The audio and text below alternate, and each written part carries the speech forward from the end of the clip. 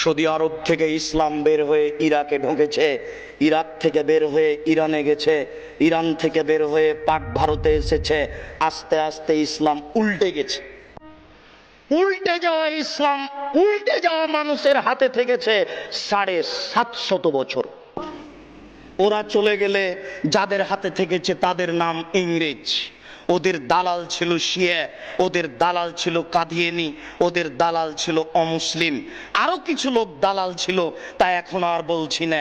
ওরাই তাদের বলেছিল যে আপনাদের জানি শত্রু ওরা যারা বুকে হাত বাঁধে, আপনাদের জানি শত্রু ওরা যারা জোরে আমিন বলে।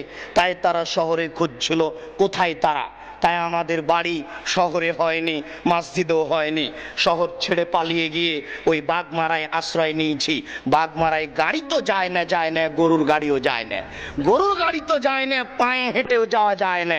ইংরেজ যেন আমাকে খুঁজে না পাই, আমি ওখানে গিয়ে আশ্রয় নিয়েছি। মনে রাখবেন, আমি মুনাফিকি করতে রাজি নই। আপনার এই কাজ দেখলে আমার খুব কষ্ট হয়। ওই মিথ্যুক আপনার বুকের ওপরে মিথ্যা তাফসীর করে যায়, সে আপনার কাছে আশ্রয় পায়। আপনি জানেন না আপনার পরিচয়। আপনি সেই মানুষ, যে মানুষটা বলেছিল ফাঁসির মঞ্চে উঠে যেতে রাজি আছি, নিচে হাত বাঁধবো না। আপনি ওই সেই মানুষ, যেই মানুষ বলেছিলেন ফাঁসির মঞ্চে যেতে আছি, চুপে আমিন বলবো না। সেই মানুষ আজকে পরিবর্তন হয়ে গেলেন।